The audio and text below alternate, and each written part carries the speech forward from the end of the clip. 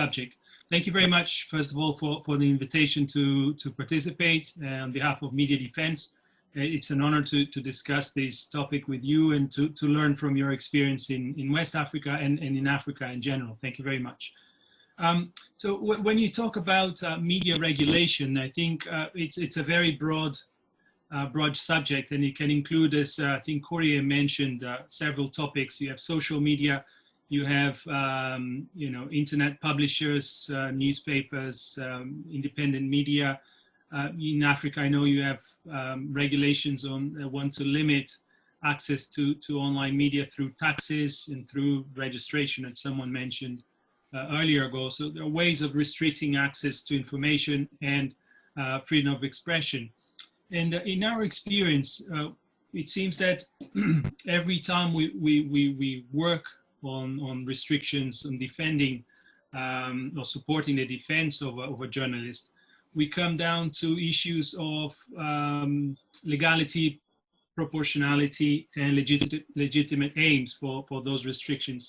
So, the three-part test in international law, and which is used in Africa and in every region, where you analyze whether the restriction was foreseeable, was established in law, a proper law, not just a decree issued by an authority or an administrative authority, whether the aim was legitimate. And here we have legitimate aims that need restrictions such as hate crimes, such as national security, child abuse, child exploitation. So there are several reasons that are legitimate for the governments to restrict speech. But those are established in law, and then we need to analyze whether they were necessary and proportional in that circumstance where they were dealt with.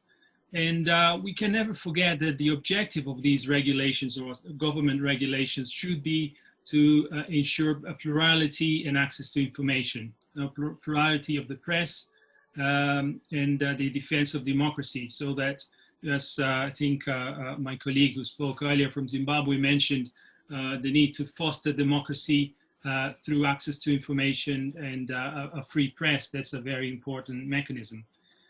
And in this context, I think I would like to bring some of recent attempts at regulation around the world, which I think touch on very similar issues that you are dealing with in Africa. And just to mention a few, at the moment, as we speak, there are discussions or regulations are being discussed in Europe, in the United States, and specifically as well in the United Kingdom. In Latin America as well, several countries are discussing bills to regulate social media, sometimes with the excuse or with the justification of combating fake news. I know it's a problem we have in all over the world. But all these attempts at regulation, for instance, in Europe, the European Commission is discussing a Digital Service Act. In the United Kingdom, there's a discussion in Parliament over social media regulation that will give more power to the Ofcom, the communications agency, to regulate social media and to establish criteria with which social media companies can then self-regulate, another topic that I think Corey mentioned a while ago. In the United States, there's a proposal at the moment being discussed in the Senate to change a section of their Communications Decency Act in order to protect children from exploitation.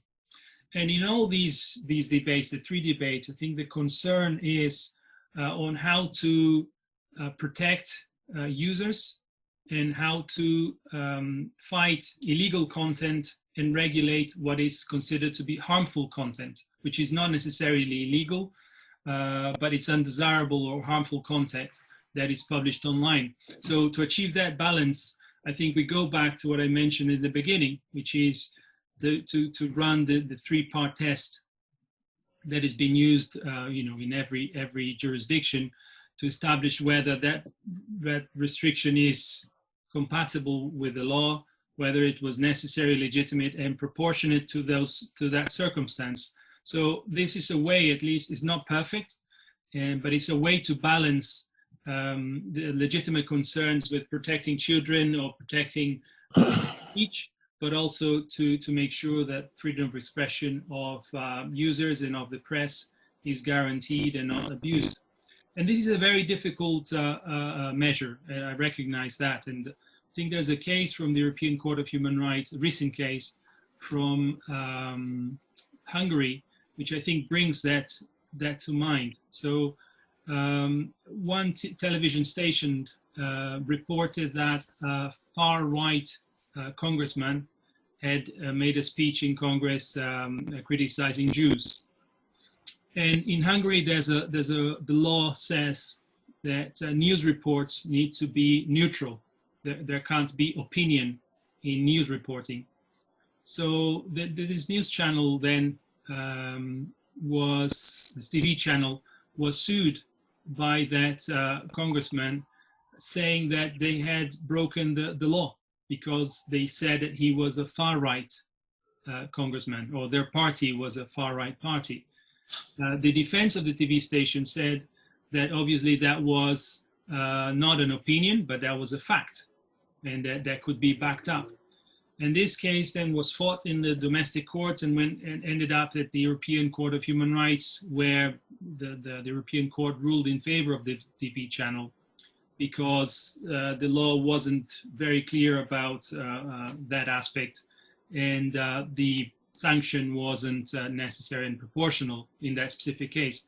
But you see how something that is very mundane nowadays, how far-right parties sometimes see themselves as such, the media report like that, and they can be subjected to a lawsuit and be fined and be in trouble. So we need to be aware of these, I think, subtleties of how to defend journalists, and bear that in mind when talking about regulation and defense of practitioners. I think that was my comment at the moment. I can come back later to talk more about our experience. Thank you.